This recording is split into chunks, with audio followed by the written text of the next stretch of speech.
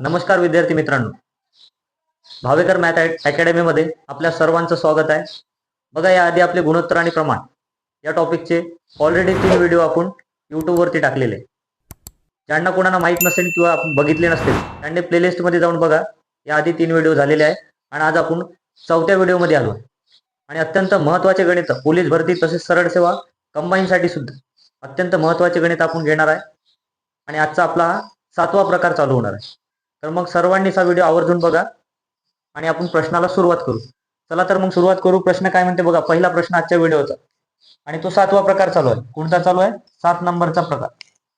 मग बघा, आता 7व्या नंबरच्या प्रकारामध्ये प्रश्न काय म्हणते पहा. पहिला, एका पिशवीमध्ये 50 पैसे, 20 पैसे, 25 पैसे आणि 10 पैसे या नाण्यांचे गुणोत्तर आहे म्हणते 4 2 3 5 आणि त्या पिशवीत एकूण रक्कम 32.85 रुपये आहे.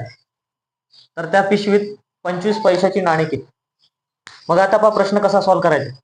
आपल्याला रुपये पण दिले आहे आणि कोणत्या प्रकारचे नाणे आहे ते पण दिले आहे. गणित कुठून सुरुवात होते? पहिले आहे म्हणते 50 पैसे. काय आहे म्हणते? 50 पैसे. दुसरा आहे म्हणते 20 पैसे. काय आहे? 20 पैसे. तिसऱ्या भागात काय आहे म्हणते बघा, 25 पैसे. 25 पैसे आणि नंतर आहे म्हणते 10 पैसे. 4 प्रकारचे घटक आहेत. बरोबर आहे. चला तर मग आता हे काय झाले? पैसे झाले आणि नाण्याचं गुणोत्तर दिलंय. आता गुणोत्तर किती आहे पाहू. याचा आहे 4 भाग. याचं किती आहे? 4 भाग. याचा आहे 2 भाग. पुढच्याचा आहे 3 भाग आणि चौथ्याचं काय आहे? तर 5 भाग. बरोबर आहे. मग पहा आता करायचं काय. 50 पैसे गुणेला 4. 50 गुणेला 4 किती होतात? 200. 200 काय आहे? पैसे आहेत. बरोबर आहे. 20 गुणेला 2 किती होते? 40. 40 काय झाले? पैसे झाले. 25 गुणेला 3 किती होतात? 75. हे पण काय झाले? पैसे झाले. मग पहा बघा आता 10 गुणेला 5 किती होतात? 10 गुणेला 5 50. हे पण पैसे झाले. समजलं? मग पहा आता हे पैसे आहे, हे पण पैसे आहे, हे पण पैसे आणि हे पण पैसे. मग करायचं काय पहा, किती पैसे जमा होत आहे ते पाहू. मग 200 पैसे, 40 पैसे, 75 पैसे आणि 50 पैसे याची जर तुम्ही बेरीज केली म्हणजेच मिळवली तर किती उत्तर येतं याचं? 365. हे काय झाले? एकूण पैसे झाले. बरोबर. 365 हे काय झाले? एकूण पैसे झाले. पण आपल्याला गणितात काय दिलाय? एकूण रुपये दिले. रुपये किती दिले म्हणजे जमा असणार आहे? 32.85. मग पहा आता इथं तुम्हाला सॉल्व्ह करून देतो. हे 365 हे पैसे आहे. बरोबर 32.85 हे रुपये आहे. याले जर तुम्ही 100 न गुणलं म्हणजेच 32.85 गुणेला 100 याचं उत्तर पैशात चाललं जाते म्हणजे 32.85 हे पण पैसे बनते. म्हणजेच हा आणि हा भाग हा सारखा झाला. इथपर्यंत लक्षात आलं असेल सर्वांच्या. मग पहा आता 365 आणि त्याचे पैसे किती आहे एकूण? 3285. मग आता आपण एक भाग काढू. मग 3285 भागेला 365. याले जर तुम्ही भाग दिला तर 365 एक 365 आणि त्याची 9 पट. ठीक आहे 3285. मग आता 9 पट निघाली. एक भाग कितीचा आला? 9 पटीचा आला. विचारलेलं काय? विचारलं तुम्हाला 25 पैशाची नाणी किती. आता 25 पैशाची नाणी विचारली. 25 पैशाचा रेशो कोणता आहे? 3. मग करायचं काय? 3 गुणेला 9. 9 त्रिक 27 नाणी ही 25 पैशाची आहे. समजलं? सर्वांना समजलं असेल असं मी समजतो आणि पुढच्या गणिताकडे जाऊ आहोत. हा प्रश्न जसा सॉल्व्ह केला तसाच आपल्याला पुढचा सुद्धा प्रश्न सॉल्व्ह करायचा आहे. चला तर मग आता पुढचा प्रश्न पाहू.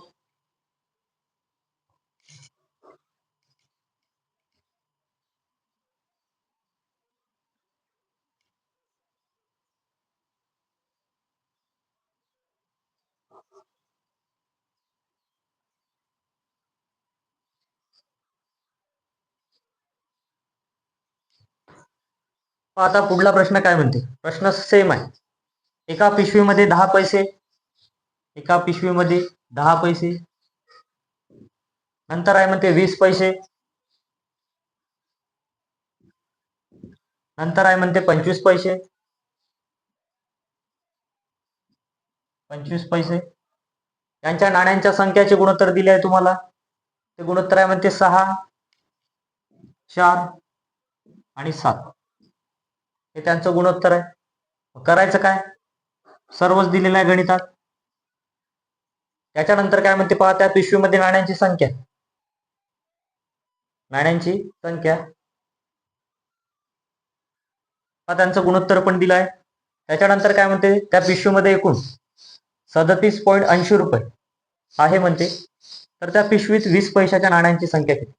आता करायचं काय पहा, 10 पैशाचे 6 भाग नाणे आहेत, 20 पैशाचे 4 भाग आहेत आणि 25 पैशाचे 7 भाग. 10 गुणेला 6 किती होतात, 60. हे काय झाले, पैसे झाले. 4 गुणेला 20 म्हणजेच किती होतात, 80 पैसे. नंतर 25 गुणेला 7 किती होतात, 175 पैसे, 175 पैसे. आता बघा सर्वच्या सर्व हे काय झाले, पैसे झाले. पैशाची करू आपण बेरीज. मग 60, 80, 175 याची जर तुम्ही बेरीज केली तर मला वाटते 315 येते. एकूण पैसे किती झाले, 315. पण आपल्याला गणितामध्ये पैसे दिले आहे का, एकूण नाही दिले आहे. काय दिले आहे, रुपये दिले आहे. मग आपण काय करायचं बघा, 315 आणि 37.80 हे काय दिले आहे, रुपये दिले आहेत. मग याले काय करायचं, आपण पैशामध्ये कन्वर्ट करायचं. मग 37.80 गुणेला जर 100 केलं तर, कारण की 100 पैशाचा 1 रुपया म्हणजेच हे पैसे बनून जाते रुपयाचे. 3780 हे काय झाले, पैसे झाले. मग हा एकूण पैशाचा भाग झाला, हा गणितात दिलेला भाग आहे. म्हणजे 3780 याले काय करू आपण, 315 ने पूर्ण भाग देऊ. कशाने भाग देऊ, 315 ने भाग देऊ. तर 315 ने भाग द्यायचा आहे. पहा काय करायचं, 3 1 3 0, 3 5 15, 3 1 3, 3 2 6, 1 उरला, 3 6 18. वरती आहे 1260, खाली किती आहे, 105. अजून 3 ने भाग जाते, 3 3 9, 1 उरला, 3 5 15, 3 4 12, 3 2 6 आणि 2 0. आता पहा 35 आणि 420 म्हणजे 42 हे 7च्या पाड्यात येते. 7 5 35, 7 6 42, 5 1 5, 5 न 60 ले भाग दिल्यानंतर 12 येते. म्हणजेच एक भाग कितीचा आला, 12चा आला. विचारलं काय गणितात, तर 20 पैशाची नाणी किती, हे 20 पैसे आहे आणि त्याचा भाग किती आहे, 4 आहे. एक भाग कितीचा आला, 12चा आला. मग करायचं काय, 12 गुणेला 4, 12 चोक 48 नाणी. हे कशाचे आहे, 20 पैशाचे आहे. समजलं, चला सर्वांना समजलं असेल. यानंतरचा आता प्रकार आपण 8वा चालू करू. 7 प्रकार झाले, आता आपण 8वा प्रकार बघू.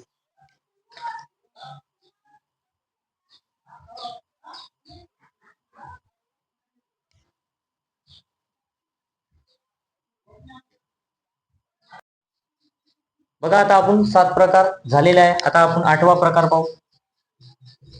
8व्या प्रकारामध्ये गणित काय म्हणते बघा, नितीन आणि प्रवीण. आता याच्यात गणित दिलाय तुम्हाला. नितीन, एक आहे नितीन आणि दुसरा आहे प्रवीण.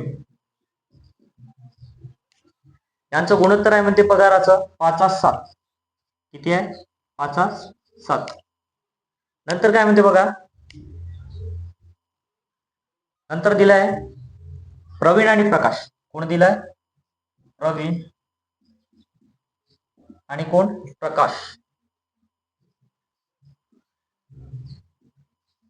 यांचं पण तुम्हाला गुणोत्तर किती दिलंय गणितात, 3:2. 3:2. तर विचारलं काय आपल्याला, प्रकाश आणि नितीन यांच्या पगाराचे गुणोत्तर काय म्हणते. बघा आता प्रवीण इथेही आहे आणि प्रवीण इथे पण आहे, म्हणजे दोन्ही ठिकाणी सारखा झालाय, तो सारखा आलाय. करायचं काय बघा, असा जेव्हा प्रश्न येईल, म्हणजेच बघा असा प्रश्न आल्यानंतर काय करायचं, आता हे रेशो दिले आहे सर्वांचे. मग इथे किती भाग आहे प्रवीण? 3 भाग, तर आपण त्याला इथे घेऊ. इथे किती भाग आहे? 7 भाग, तर त्याला आपण इथे घेऊ. मग काय गुणाकार करायचा?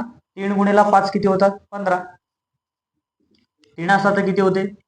21. आता 7 3 21, 7 2 14. म्हणजेच पहा प्रवीण इथे पण 21 भाग झाला आणि इथे पण 21 भाग झाला. म्हणजेच प्रॉपर रेशो निघाला. प्रॉपर रेशो काय आहे? नितीनचा 15 आहे, प्रवीणचा 21 आहे आणि प्रकाशचा किती आहे? 14 आहे. तर आपल्याला विचारलं काय गणितात बघा, विचारलेलं काय म्हणते ते, तर प्रकाश आणि नितीन. कोण? प्रकाश. प्रकाश आणि कोण? नितीन. यांच्या पगाराचे गुणोत्तर किती? मग प्रकाश किती आहे? प्रकाश आहे 14 भाग आणि नितीन किती भेटला आपल्याला? 15 भाग. म्हणजेच दोघांच्या पगाराचे गुणोत्तर आपल्याला भेटलेले आहे आणि ते काय आहे? 14 आणि 15. ते त्याचं वाला काय आहे ते उत्तर आहे. प्रकार 8 मधलं गणित आहे. त्याच्यानंतर आपण असाच टाईपचं दुसरं गणित बघू. चला आता समोर जाऊ. प्रश्न काय म्हणते बघा.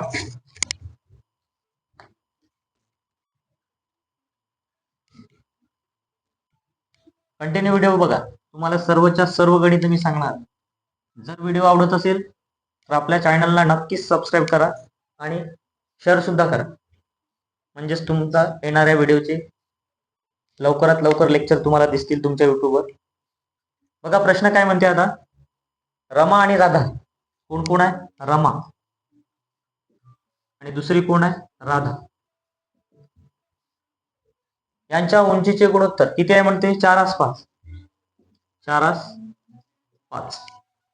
नंतर काय म्हणते बघा, राधा आणि सीमा. नंतर दिलाय राधा आणि दुसरी कोण आहे? सीमा आहे. यांच्या सुद्धा उंचीचे गुणोत्तर तुम्हाला दिले आहे. ते आहे म्हणते 8:3.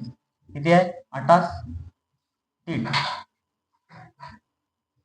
प्रश्न बरोबर बघा काय म्हणते. रमा आणि राधा यांच्या उंचीचे गुणोत्तर 4:5 आहे. राधा आणि सीमा यांच्या उंचीचे गुणोत्तर 8:3 आहे.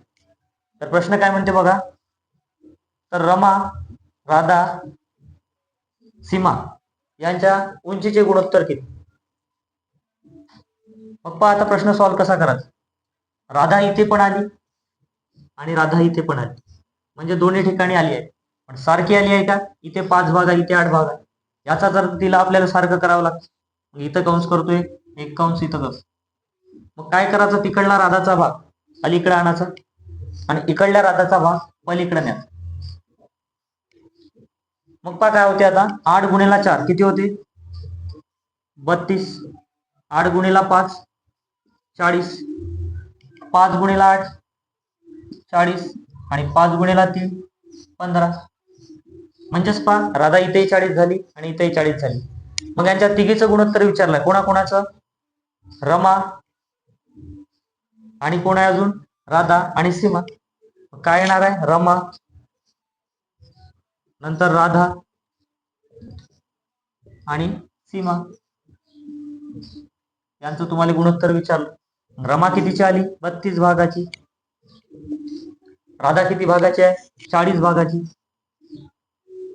आणि सीमाचा भाग काय आला? 15चा. म्हणजेच या तिघीचा रेशो 32 40 15 या प्रमाणात आपल्याला भेटलेला आहे आणि याचं हे फायनल उत्तर आहे. समजलं असेल सर्वांना.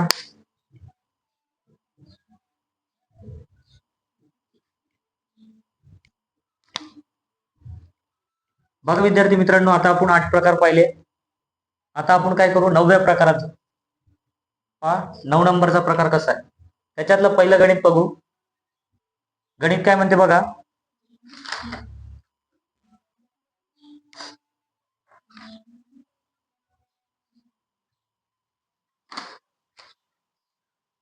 कपिल आणि अनिल. कपिल बघा, कपिल आणि अनिल यांच्या पगाराचे गुणोत्तर आहे म्हणते 2:5. किती आहे? 2:5. नंतर काय म्हणते बघा, अनिल आणि दिनेश. कोण आहे? अनिल आणि दिनेश यांच्या पगाराचे गुणोत्तर सुद्धा तुम्हाला दिले आहे. ते आहे म्हणते 6:5. 6:5. नंतर दिलाय गणितात तुम्हाला, जर दिनेशचा पगार 11,625 रुपये असेल तर कपिल आणि अनिल यांच्या पगारात किती रुपयाचा फरक असेल. बघा आता अनिल इथे पण आला आणि अनिल इथे पण आला, म्हणजे हा आपल्याला सारखा पाहिजे. सारखा आहे का गणितात? सारखा नाही आहे. इथे 5 भाग आहे, इथे 6 भाग आहे. मग करायचं काय बघा, इथे एक कंस करतो आणि पुढे एक कंस करतो. हा सारखा करायचा आहे, कोण? अनिल. म्हणून इथले 6 इथे घेतो आणि इथले पलीकडे 5 जातात. मग आता 6 गुणिला 2 किती होतात? 12. 6 गुणिला 5 30. तसंच पुढे 5 गुणिला 6 30 आणि 5 गुणिला 5 25. म्हणजेच आता प्रॉपर रेशो जो निघालाय तो कपिलचा किती आहे? 12 भागाचा आहे. अनिलचा किती आहे? 30 भागाचा आहे. आणि दिनेशचा किती आहे? 25 भागाचा आहे. पगार कोणाचा दिलाय गणितात? 11,625 हा दिनेशचा दिलाय. म्हणजे दिनेशच्या 25 भागाची आपल्याजवळ काय दिली आहे? किंमत दिली आहे. विचारलं काय आहे त्याच्यात? नंतर काय म्हणते ते? तर कपिल आणि अनिल. मग कपिल कोणता आहे? अनिल कोणता आहे? हा आहे. 12 आणि 30 हे त्याचं गुणोत्तर आहे.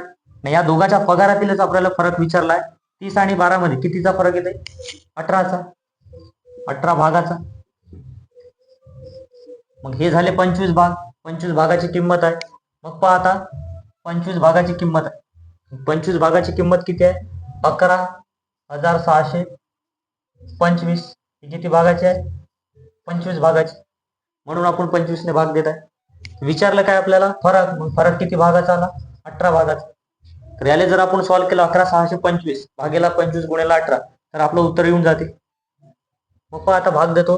5 5 25, 5 दोन्ही 10, 1 उरला, 5 3 15, 1 उरला, 5 दोन्ही 10, 2 उरले, 5 5 25, 23 25. नंतर अजून 5 ने डिवाइड करू. 5 1 5, 5 चोक 20, 3 उरले, 2 घेतले, 5 1 30, 2 उरले, 5 5 25 म्हणजे 465 गुणिला 18. बघा आता 465 गुणिला 18 याचं उत्तर किती येते? याचं उत्तर येते 8,370. हे झाला त्यांच्या पगारातील फरक. बघा आता असाच प्रश्न आपण 9व्या टाईप मध्ये दुसरा बघू.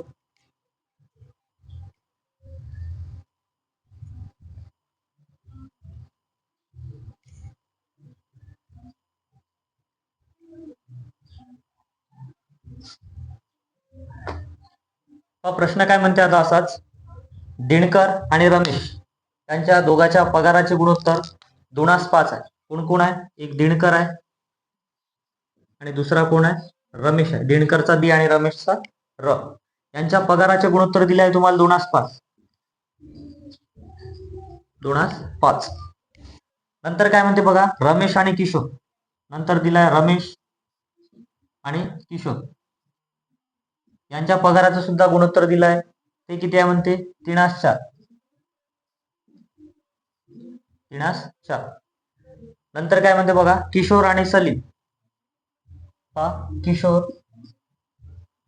आणि सलीम यांच्या सुद्धा पगाराचं गुणोत्तर दिलाय. ते आहे म्हणते 3:5.